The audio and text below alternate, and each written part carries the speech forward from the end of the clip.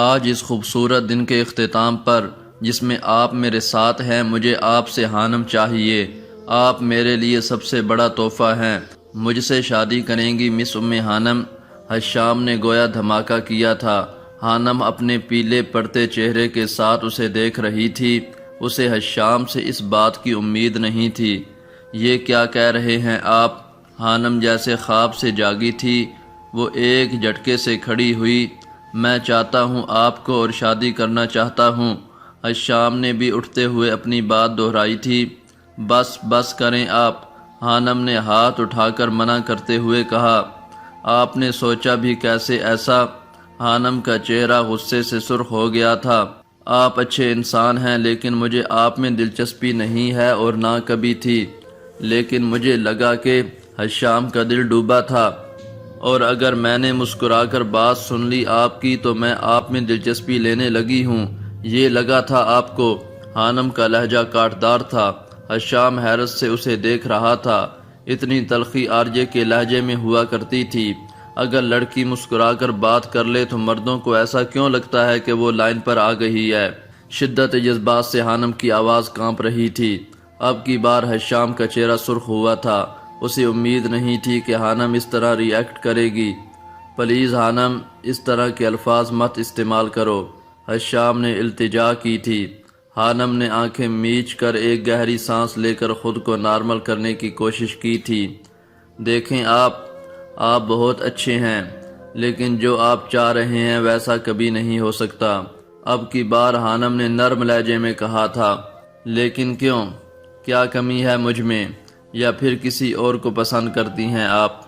حشام کا دل کرلا رہا تھا۔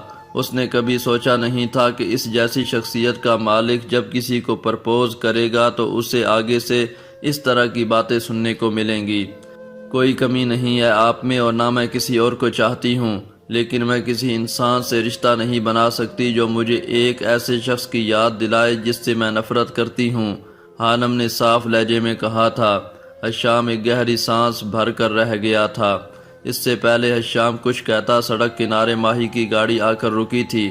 اسے ہانم نے ہی کال کر کے پک کرنے کو کہا تھا، اور پھر حشام آ گیا تھا۔ مجھے امید ہے آئندہ یہ بات دہرائی نہیں جائے گی، وہ کہہ کر گاڑی کی طرف بڑھ گئی تھی۔ ماہی نے ہانم کو حشام کے ساتھ دیکھ لیا تھا۔ وہ پھٹی پھٹی آنکھوں سے دونوں کو دیکھ رہی تھی۔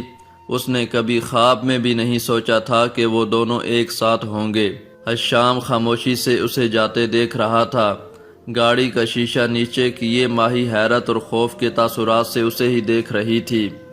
کیا ہانم ماہین کی کزن ہے؟ وہ حیرت سے سوچ رہا تھا۔ اسے کچھ دیر پہلے ہانم نے بتایا تھا کہ اسے اس کی کزن لینے آ رہی تھی۔ ہانم گاڑی میں بیٹھ گئی تھی اور پھر ماہی گاڑی چلا کر لے گئی تھی۔ وہ تھک ہار کر وہیں بیٹھ گیا تھا۔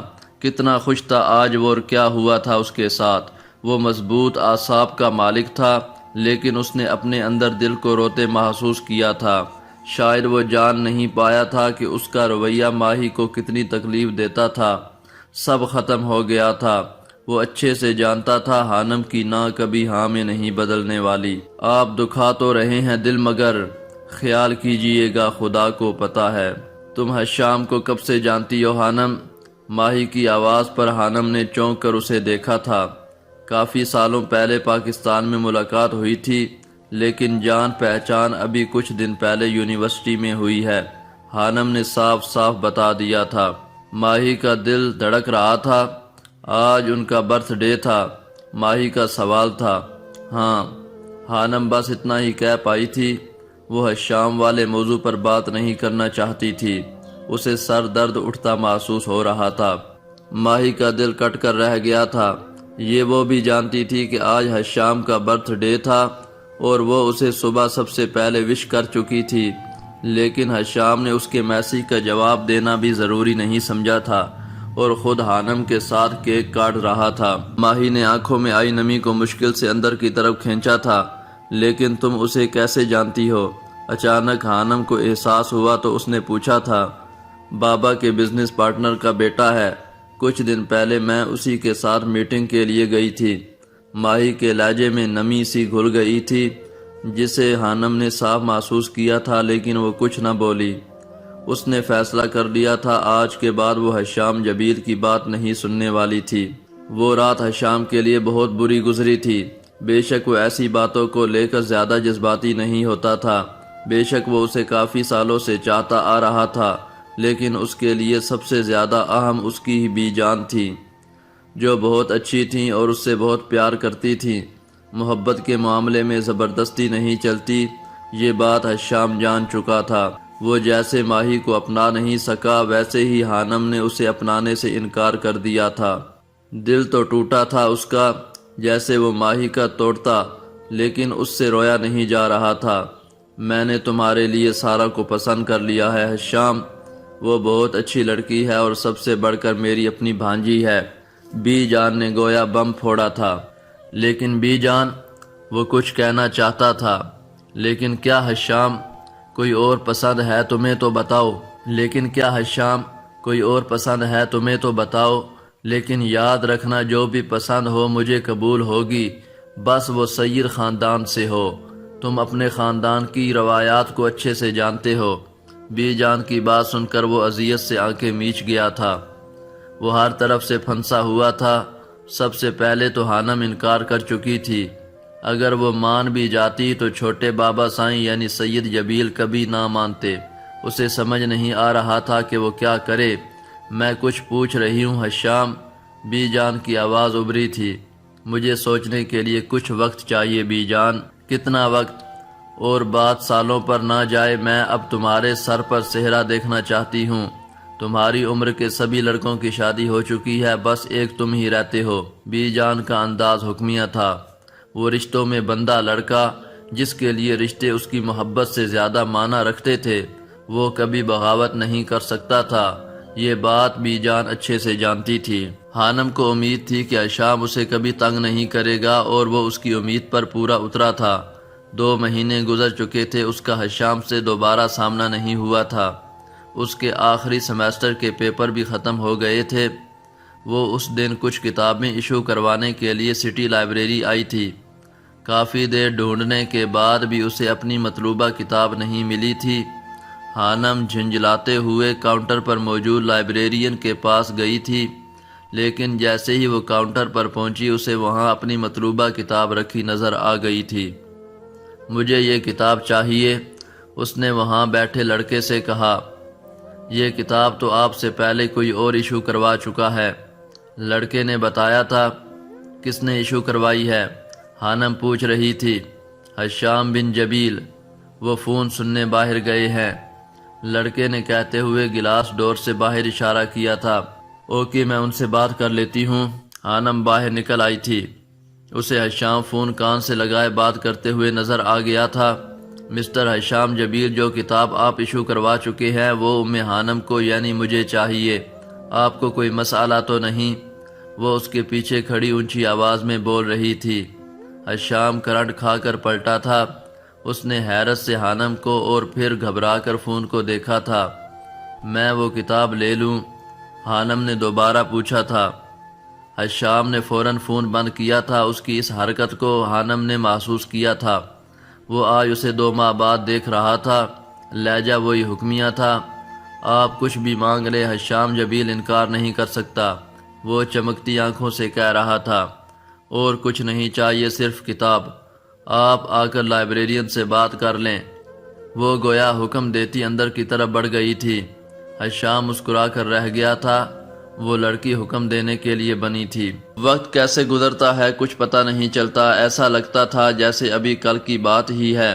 وقت کیسے گزرتا ہے کچھ پتہ ہی نہیں چلتا، ایسا لگتا تھا جیسے ابھی کل کی بات تھی جب یونیورسٹی میں ان کی کلاس کا پہلا دن تھا، اور اب وہ لوگ اپنے کورس کے 2 سال بھی پورے کر چکے تھے۔ انسان جن لوگوں کے ساتھ رہتا ہے وقت گزرنے پر ان سے انسیت ہو ہی جاتی ہے۔ کچھ ایسا ہی حانم کے ساتھ ہوا تھا۔ میڈی پوری کلاس کو لے کر کافی شاپ پر آیا تھا۔ یہ وہ کافی شاپ تھی جہاں وہ جاب کرتا تھا۔ اسے پہلی تنخواہ ملی تھی اور اسی خوشی میں وہ اپنی کلاس کو اسی شاپ میں کافی پلانے لایا تھا۔ اس شاپ میں اس کی البرٹ سے بہت اچھی دوستی ہو گئی تھی۔ حانم اس کافی شاپ کو پہلے جانتی تھی۔ وہ پچھلے 6 ماہ سے اس شاپ پر آ رہی تھی۔ اسے یہاں کی اسے یہاں کی چائے جو البرٹ خاص طور پر اس کے لیے بناتا تھا بہت پسند تھی۔ کلاس نے پوری شاپ میں شور و غل مچا رکھا تھا۔ کلاس کے لڑکے لڑکیاں کھلے دل سے کافی کی تعریف کر رہے تھے جو میڈی نے اپنے ہاتھ سے سب کے لیے بنائی تھی۔ وہ اسٹوڈنٹس کے درمیان گھرا سینے پر ہاتھ رکھ کر سر جھکا جھکا کر شکریہ ادا کر رہا تھا۔ ان کی نظریں آج بھی شاپ سے باہر تھیں۔ باہر سڑک پر چلتی گاڑیاں اسے اچھی لگ رہی تھیں۔ اس نے سیاہ رنگ کی جینس پر گھٹنوں تک آتی لمبی قمیض پہنی ہوئی تھی جس پر ٹخنوں سے تھوڑا اوپر تک آتا اونی کوٹ پہن رکھا تھا۔ سر پر اونی ٹوپی تھی جس نے اس کے بالوں کو چھپا رکھا تھا۔ اس کے سامنے رکھے کپ سے دھواں اٹھ رہا تھا۔ اچانک ہی اسے عجیب سی بے چینی شروع ہو گئی تھی۔ اسے خود پر کسی کی نظروں کی تپش محسوس ہوئی تھی۔ خانم نے چونک کر شاپ میں موجود لوگوں پر نظر دوڑائی تھی۔ اچانک اس کی نظر ایک کونے میں رکھی میز پر بیٹھے شخص پر پڑی تھی۔ اس کا چہرہ ہڈی سے چھپا ہوا تھا۔ خانم کے دیکھنے پر وہ چہرے کا رخ موڑ چکا تھا۔ جس طرح وہ بیٹھا تھا خانم کو سالوں پہلے کلاس کے آخری بینچ پر بیٹھا شخص یاد آیا تھا۔ آرجے، اف، میں بھی کیا سوچ رہی ہوں۔ خانم نے اپنی ہی سوچ پر خود کو ڈپٹا تھا۔ کتنی ہی دیر کافی اور ماحول سے لطف اندوز ہونے کے بعد اس کی پوری کلاس کے اسٹوڈنٹس جا چکے تھے۔ کچھ سوچ کر خانم بھی شاپ سے باہر نکل آئی تھی۔ اینجل، میڈی اس کے پیچھے لپکا تھا۔ ان 2-2.5 سالوں میں اس کی میڈی سے کافی بے تکلفی ہو گئی تھی۔ میڈی تو اسے اپنی سب سے اچھی دوست مانتا تھا۔ تم اکیلی جاؤ گی، گھر میں تمہیں چھوڑ دیتا ہوں، خانم کے رکنے پر میڈی نے کہا تھا۔ میں کوئی بچی نہیں ہوں میڈی، پچھلے 2.5 سالوں سے میں پیرس میں آوارہ گردی کر رہی ہوں اور تم مجھے گھر چھوڑنے کی بات کر رہے ہو۔ وہ ہنس دی تھی۔ یہ بات واقعی سچ تھی۔ جیسے اس نے پہلے 2 سال گھر میں بند رہ کر گزارے، ویسے ہی اب اس نے یہ 2.5 سال پیرس کی سڑکوں پر گھومتے گزارے تھے۔ لیکن پھر بھی تم اپنی شاپ سنبھالو، میں چلی جاؤں گی، وہ مسکرا کر کہتی آگے بڑھ گئی تھی۔ وہ دونوں سڑک کے درمیان کھڑے تھے۔ ٹریفک زیادہ نہیں تھی اور اس سڑک پر بہت زیادہ گاڑیاں نہیں ہوتی تھیں۔ جیسے ہی میڈی مڑا، سامنے سے آتی ڈبل ٹیکر بس کو دیکھ کر اس کے ہوش اڑ گئے تھے۔ بس کافی سپیڈ سے آ رہی تھی۔ وہ اچھل کر سائیڈ پر ہوا تھا، لیکن یہ کیا، بس کا رخ بھی اس کی طرف ہو گیا تھا۔ میڈی چلاتے ہوئے جس طرف کو بھی ہوتا تھا، بس کا رخ بھی اسی جانب ہو جاتا تھا۔ لوگ تماشا دیکھ رہے تھے۔ بس اور اس کے درمیان تھوڑا سا فاصلہ رہ گیا تھا۔ اس سے پہلے کہ بس اسے اڑاتی، کسی نے اسے بازو سے پکڑ کر کھینچا اور بس جس جگہ پر وہ ایک پل پہلے کھڑا تھا وہاں سے گزر کر تھوڑا آگے جا کر رکی تھی۔ میڈی نے ڈرتے ڈرتے آنکھیں کھولی تھیں اور پھر اپنے سامنے کھڑے شخص کو دیکھ کر ڈر کر پیچھے ہوا۔ وہ ایک لڑکا جس نے ہڈی پہنی ہوئی اور اس کے گال پر جلے ہوئے کا نشان تھا۔ لڑکے نے دونوں ہاتھ اٹھا کر اسے ریلیکس رہنے کا اشارہ کیا تھا۔ سوری برو، گاڑی میں کچھ مسئلہ ہو گیا تھا، بریک نہیں لگ رہی تھی۔ تمہیں اس شخص کا شکریہ ادا کرنا چاہیے جسے مجھے جیل جانے اور تمہیں ہیوین جانے سے بچا لیا، بس سے ایک آدمی نے اتر کر کہا تھا۔ بہت بہت شکریہ، میڈی نے اس جلے ہوئے چہرے والے لڑکے کا ہاتھ تھام کر کہا تھا۔ میڈی ایک جذباتی لڑکا تھا اور اس کے ساتھ ساتھ وہ بہت پیار کرنے والا ایک اچھا انسان تھا۔ ویسے تو وہ بہت چالاک اور شرارتی مشہور تھا، لیکن وہ نہیں جانتا تھا کہ وہ اتنا بڑا ہی بے وقوف بھی تھا۔ تمہارا نام کیا ہے؟ میڈی نے پوچھا تھا۔ میرا نام مون ہے اور میں بول نہیں سکتا، لڑکے نے فٹافٹ اپنا موبائل نکال کر اس پر ٹائپ کر کے بتایا تھا۔ اسے اندازہ ہو گیا تھا کہ میڈی کو اشاروں کی زبان سمجھ میں نہیں آنے والی تھی۔ آؤ اندر آؤ۔ میڈی اسے لے کر شاپ کے اندر آ گیا تھا۔ وہ اس کا احسان مند تھا۔ کہاں رہتے ہو تم؟ اس شہر میں نئے ہو کیا؟ میڈی کی بات پر مون نے اس بات میں سر ہلایا تھا۔ ضرور روزگار کے لیے آئے ہوگے، مون نے پھر اس بات میں سر ہلایا تھا۔ خیر کوئی بات نہیں، آج سے تم میرے ساتھ رہو گے۔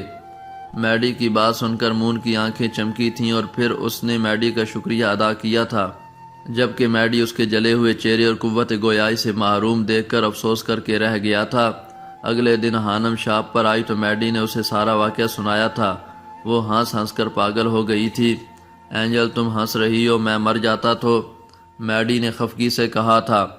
مجھے تو سوچ سوچ کر ہنسی آ رہی ہے، کیا سین ہوگا اس وقت۔ وہ پھر ہنس دی تھی۔ اس سے پہلے میڈی کچھ کہتا مون شاپ میں داخل ہوا۔ مون، میڈی نے اسے آواز لگائی تھی، وہ آواز سن کر ان کی طرف بڑھا تھا۔ اس سے ملو، یہ اینجل ہے، اور یہ واقعی اینجل ہے، میڈی نے تعارف کروایا تھا۔ مون چمکتی آنکھوں سے ہانم کو دیکھ رہا تھا، اسے مون کی آنکھوں میں عجیب سا تاثر نظر آیا تھا۔ ہیلو، ہانم بس اتنا ہی کہہ پائی تھی، جبکہ مون نے سر ہلا دیا تھا۔ اوکے، مجھے کچھ کام ہے، میں چلتی ہوں۔ ہانم اٹھ کھڑی ہوئی تھی۔ وہ دونوں اسے جاتے دیکھ رہے تھے۔ تمہارا نام مون کیوں ہے؟ ہانم کے جانے کے بعد میڈی نے پوچھا تھا۔ کیونکہ میرے چہرے پر داغ ہے، اور داغ تو مون پر ہی ہوتا ہے، مون نے ٹائپ کر کے اسے بتایا تھا، جبکہ میڈی ناسمجھی سے گردن ہلا کر رہ گیا تھا۔ اور پھر ایک نیا سلسلہ شروع ہو گیا تھا۔ جب ہانم شاپ میں آتی تبھی مون آ جاتا تھا اور اس کے جانے کے بعد چلا جاتا تھا۔ وہ جہاں بھی جاتی تھی وہ اس کا پیچھا کرتا تھا۔ وہ سارا دن غائب رہ کر رات کو میڈی کے گھر پہنچتا تھا۔ ہانم کا پیچھا کرنے والی بات سب سے پہلے البرٹ نے نوٹ کی تھی۔ مجھے لگتا ہے وہ اینجل میں دلچسپی لے رہا ہے۔ اس سے پہلے وہ کوئی قدم اٹھائے تمہیں کچھ کرنا چاہیے۔ البرٹ کی بات نے میڈی کو سوچ میں ڈال دیا تھا۔ وہ خود ڈزنی لینڈ پر ہانم کے پیچھے مون کو دیکھ چکا تھا۔ اسے احساس ہو رہا تھا جیسے اس نے مون کو اپنے پاس رکھ کر بہت بڑی غلطی کر دی تھی۔ اس سے پہلے مون کچھ کرتا، میڈی نے ہانم کو پرپوز کر دیا تھا۔ اس کی بات سن کر ہانم کتنی دیر ہنستی رہی تھی۔ شاید تم عمر میں بھی مجھ سے چھوٹے ہو میڈی، تم نے ایسا کیوں سوچا؟ وہ پاگلوں کی طرح ہنس رہی تھی۔ جی نہیں، میں چھوٹا نہیں ہوں، تم ہو میڈی، کیونکہ میں نے اپنے 2 سال ضائع کیے ہیں۔ کچھ بھی ہو، مجھے تم اچھی لگتی ہو اینجل، وہ منہ پھلائے کہہ رہا تھا۔ اور جو لوگ اچھے لگتے ہیں ان کی خوشی کا خیال رکھنا چاہیے، اور میری خوشی یہ ہے کہ آئندہ تم ایسی بات نہ کرو، سمجھ آئی نا؟ وہ بات کے آخر میں سنجیدہ ہو گئی تھی۔ میڈی دل محسوس کر رہ گیا تھا۔ اس رات وہ بہت دکھی تھا، اور پھر گھر جاتے ہوئے اسے کسی نے بری طرح سے پیٹا تھا۔ کوئی کہہ رہا تھا کہ اس نے اینجل کو پرپوز کیوں کیا۔ میڈی تو بری طرح سے ڈر گیا تھا۔ جب وہ گھر پہنچا تو مون صوفے پر لیٹا ٹی وی دیکھ رہا تھا۔ اسے ایک پل کے لیے مون پر شک ہوا تھا، لیکن وہ تو بول ہی نہیں سکتا تھا۔ میڈی کا خون کھول کر رہ گیا تھا، لیکن وہ کچھ کر نہیں سکتا تھا۔ ہانم نے بھی اپنے ارد گرد مون کی موجودگی کو محسوس کیا تھا۔ نہ جانے کیوں اسے مون کے چہرے سے خوف آتا تھا۔ وہ اسے اچھا نہیں لگتا تھا، اور سرد آنکھوں سے دیکھنا ہانم کو اپنی ریڑھ کی ہڈی میں سنسناہٹ سی محسوس ہوتی تھی۔ وہ کچھ کہہ بھی نہیں سکتی تھی۔ اس روز تو ہانم کا ضبط ہی جواب دے گیا تھا۔ بھانپ اڑاتے کافی کے کپ کو اس نے اٹھا کر جیسے ہی لبوں سے لگایا، اس کی نظر ایک کونے میں بیٹھے شخص پر پڑی تھی جو اسے ہی دیکھ رہا تھا۔ نظریں ملنے پر وہ گڑبڑا کر چہرے کا رخ موڑ گیا تھا۔ ہانم کی تیوری چڑھی تھی۔ اس نے کپ کو میز پر پٹخا اور اپنی جگہ سے اٹھنے کے بعد قدم اس شخص کی طرف بڑھا دیے تھے جس کا آدھا چہرہ چھپا ہوا تھا۔ یہ شخص نہ جانے کیوں اس کا پیچھا کرتا تھا۔ ہانم کو اس سے حد درجے کی کوفت ہوتی تھی۔ آج تو اس نے صاف صاف بات کرنے کا فیصلہ کیا تھا۔ ہانم کو اپنی طرف آتا دیکھ کر وہ سنبھل کر بیٹھا تھا، اور اس طرح ظاہر کرنے لگا جیسے وہ اسے جانتا ہی نہ ہو۔ Excuse me. پاس جانے پر ہانم نے سخت سے لہجے میں اسے پکارا۔ وہ چائے پینے میں ایسے مگن تھا جیسے سنا ہی نہ ہو۔ مسٹر مون، آپ گونگے ہونے کے ساتھ ساتھ بہرے بھی ہیں کیا؟ اس کی اس بات پر مون نے چونک کر اپنے سامنے کھڑی اینجل کو دیکھا تھا، جو اس وقت اینجل کم اور ڈائن زیادہ لگ رہی تھی۔ مون نے اس کے بہرا کہنے پر برا سا منہ بنایا تھا۔ بس یس، آنکھوں سے اشارہ کیا گیا تھا کہ بولیے۔ آپ میرا پیچھا کیوں کرتے ہیں؟ میں جہاں جاؤں آپ وہاں کیوں موجود ہوتے ہیں؟ وہ غصے سے پوچھ رہی تھی۔ نو، مون نے نفی میں سر ہلایا، جیسے کہہ رہا ہو کہ میں نے ایسا کچھ نہیں کیا۔ اور وہ تو آپ جھوٹ بھی بولتے ہیں، اینجل نے دونوں ہاتھوں کو ذرا سا اوپر اٹھا کر خاص برٹش لہجے میں کہا تھا۔ نو، مون نے پھر نفی میں سر ہلایا تھا اور ہونٹوں پر آئی مسکراہٹ کو مشکل سے ضبط کیا تھا۔ لسن مسٹر مون، اگر آپ آئندہ مجھے اپنے آس پاس نظر آئے نا تو یہ گرم گرم چائے کا کپ منہ پر گرا کر جو آدھا چہرہ بچا ہوا ہے نا وہ بھی جلا دوں گی، یا پھر وہ جو سامنے گلدان نظر آ رہا ہے نا وہ اٹھا کر سر پر ماروں گی، سمجھ آئی؟ اس کی دھمکی سن کر مون کی آنکھیں حیرت سے پھٹی کی پھٹی رہ گئی تھیں۔ وہ اتنی خطرناک کب سے ہو گئی تھی؟ مون کو حیرت ہوئی۔ سمجھ آ گئی نا؟ اس کے خاموش رہنے پر اینجل نے دوبارہ پوچھا۔ نو۔ وہ ایک بار پھر سر نفی میں ہلا چکا تھا جبکہ اینجل غصے سے مٹھیاں بھینچتی وہاں سے چلی گئی تھی۔ اس کے لمبے اوور کوٹ کے پیچھے انگلش میں بروکن اینجل لکھا تھا۔ I am so lonely broken angel, one and only broken angel. وہ آخری دن شاید ہانم کی دھمکی کام کر گئی تھی۔ اس دن کے بعد اسے مون کہیں بھی نظر نہیں آیا تھا۔ وہ لاؤنج میں صوفے پر ایلا کی طرح ٹانگ پر ٹانگ جمائے بیٹھی نوڈلز کھانے میں مگن تھی جب ماہی کی آواز نے اسے چونکنے پر مجبور کیا تھا۔ یہ آپ کیا کہہ رہے ہیں بابا؟ میں انسان ہوں، کوئی چیز نہیں جسے آپ اپنے بزنس کی نظر کر دیں گے۔